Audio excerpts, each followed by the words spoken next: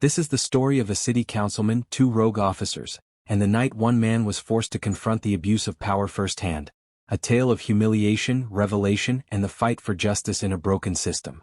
Wherever you are watching from, let us know if you've ever experienced or witnessed similar injustice, and if you enjoy a story like this, give this video a thumbs up and subscribe for more captivating stories. Hope you've done? Okay, let's continue.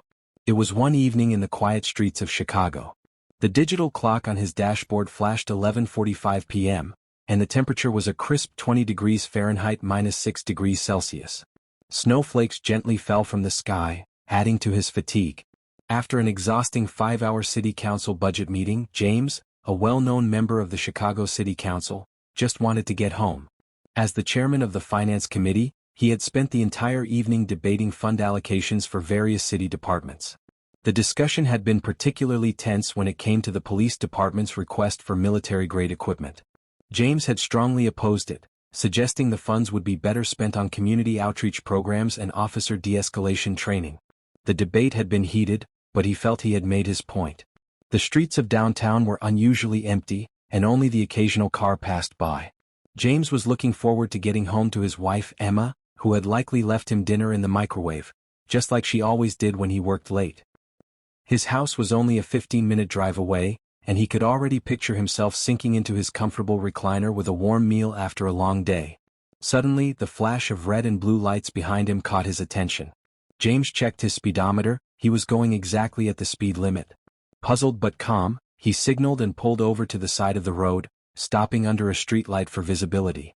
His father, a retired police officer, had taught him the proper procedure during traffic stops. He was prepared for whatever might come. Two officers approached his car, one on each side, shining their flashlights through the windows, obscuring their faces. The officer on the driver's side knocked sharply on the window, even though James had already begun to roll it down. "License and registration," the officer demanded in a harsh tone. His nameplate read Officer Matthew Johnson, and his voice carried an unmistakable air of authority. "Good evening, officer," James said, keeping his voice steady. "May I ask why I'm being stopped?" Officer Johnson's partner, Officer Rebecca Mills, stood behind him, one hand resting on her holster, a subtle but clear intimidation tactic. James noticed it but remained composed. "Your taillight is out," Officer Johnson said.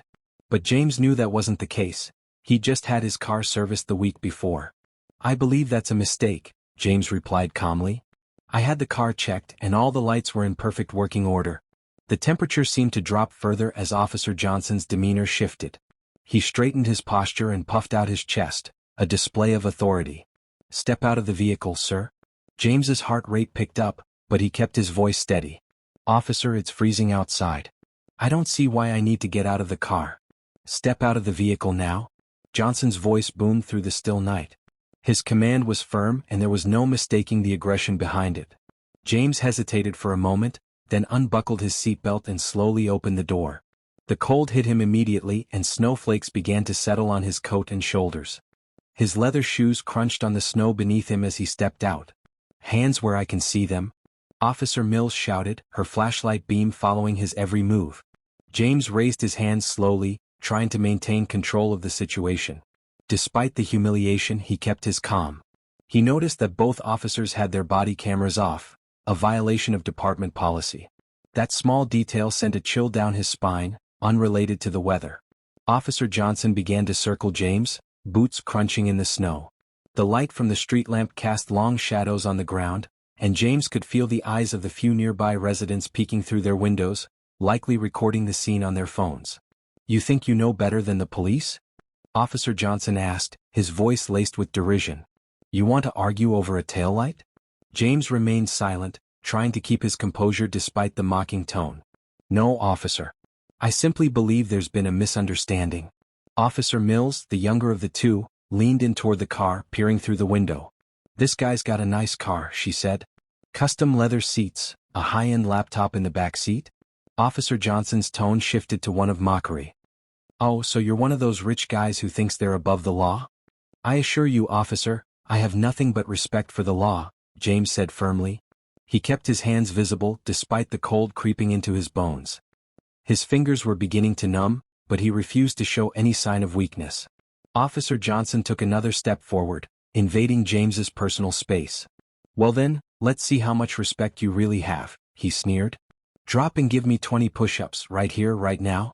James blinked in disbelief. "Excuse me?" "20 push-ups," Johnson repeated, his voice filled with mock authority. "Do them or I'll search your car." James knew he had to comply to avoid escalating the situation, even though the request was utterly absurd. He glanced at the icy pavement beneath him, wondering how this had turned into something so demeaning.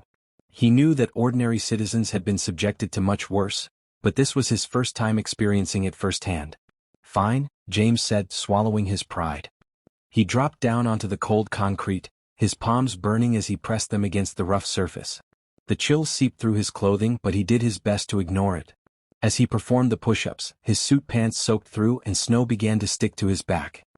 His arms shook from the effort, and each time his chest lowered to the ground, his tie dragged through the snow. 1, 3. Meanwhile, Officer Mills was filming the entire scene on her phone, chuckling to herself.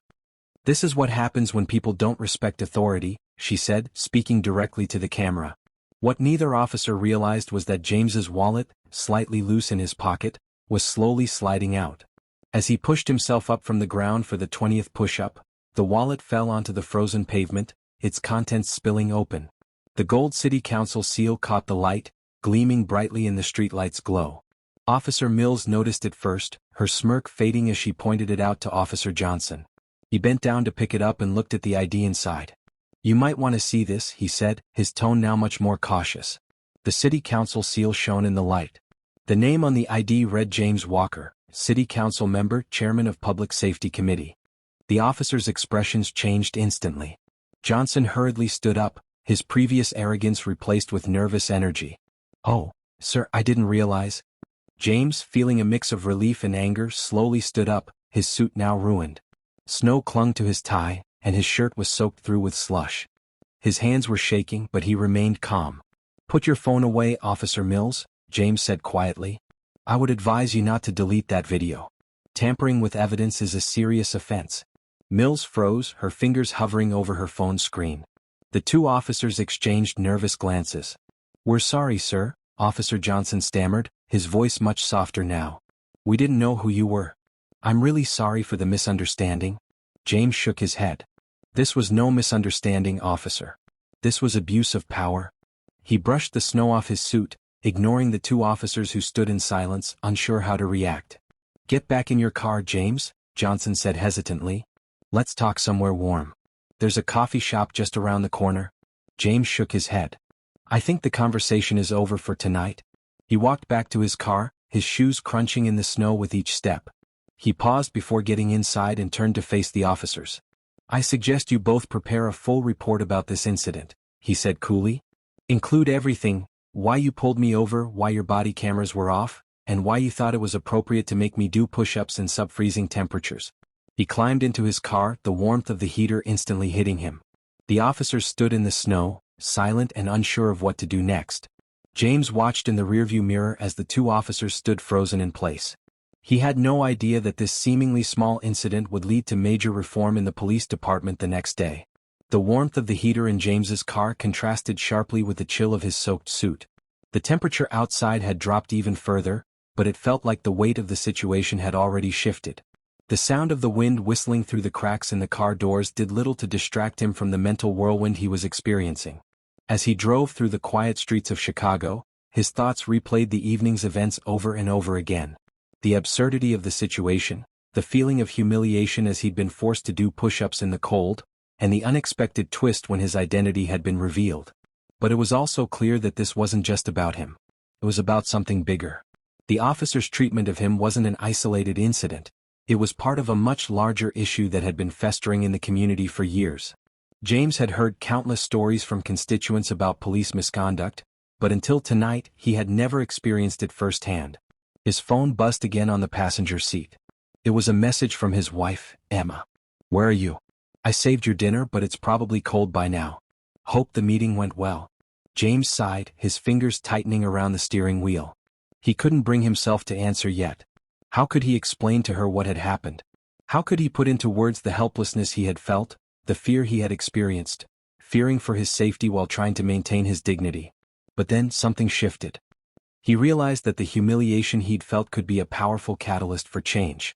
If people in power like him experienced what many citizens go through, perhaps it could spur real, lasting reform. Maybe, just maybe, it could force a shift in how the police treated the public. The officer's abuse of power wouldn't be forgotten.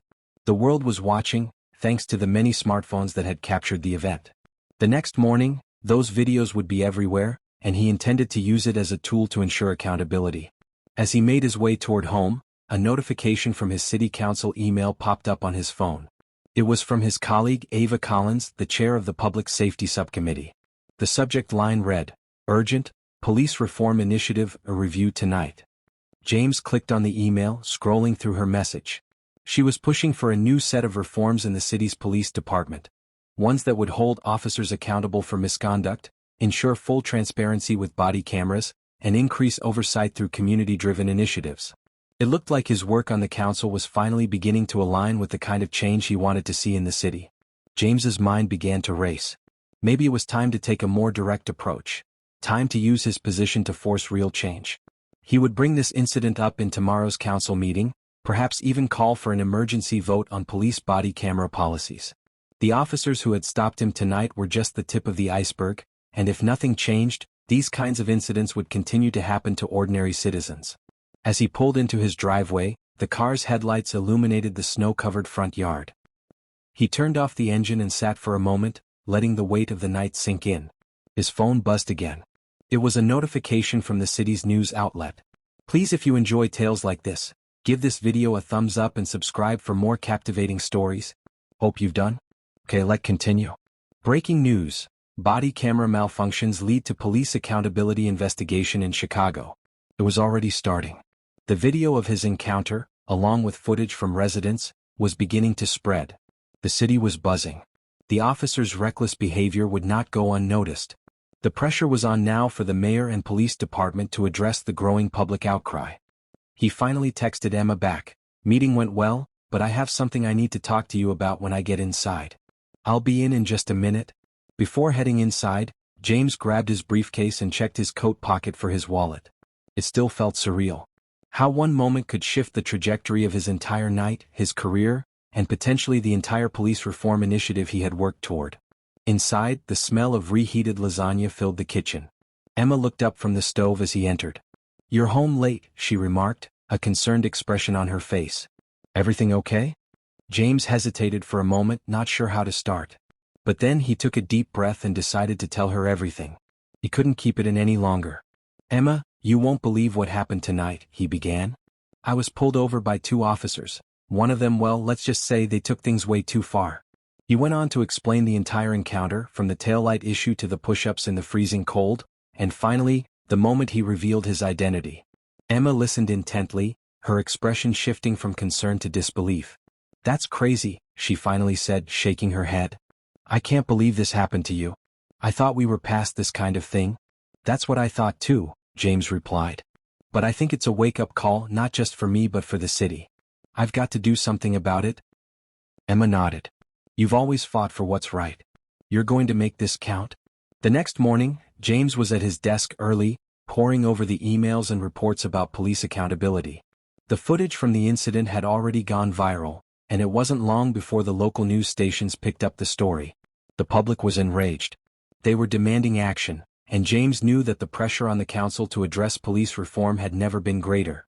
By 9 a.m. the council meeting was underway. James, his shirt still wrinkled from the night before, stood up to speak. His voice was steady, but the weight of the moment wasn't lost on him. "I want to talk about an incident that occurred last night, an incident that shows the very reason we need reform in our police department," he began, his voice cutting through the room. "I was subjected to abuse by officers, and I know I'm not the only one. Tonight, we have a chance to make sure this doesn't happen to anyone else." He paused for a moment, looking around the room at his fellow council members. "I propose an immediate review of police body camera policies and greater accountability for officers. If we don't act now, we will be complicit in allowing this kind of behavior to continue." The room was quiet for a moment before murmurs of agreement spread. As he sat down, James knew this was just the beginning. Today, the change that had started with one person's humiliating experience would ripple through the entire city. By the end of the meeting, the council voted in favor of an emergency review of the police department's procedures. The body camera policy was immediately amended, and a citywide initiative for increased civilian oversight was launched. James drove home that evening feeling a mix of exhaustion and relief. As he pulled into his driveway, he saw Emma waiting by the door. "How did it go?" she asked, her voice filled with hope.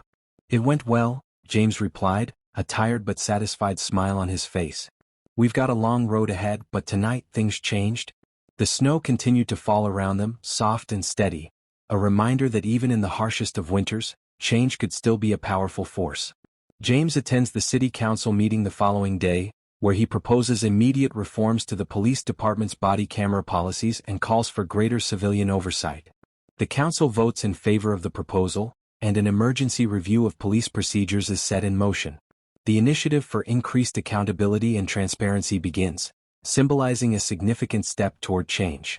When James returns home, he shares the outcome of the meeting with his wife, Emma. Though there is still a long road ahead, the night's events, fueled by the abuse of power he experienced, lead to tangible steps for reform. As the snow continues to fall outside, James feels both exhausted and relieved, knowing that real change has begun. The story ends with James feeling empowered and hopeful that his actions will lead to a brighter future for the city and its citizens, despite the challenges that remain ahead.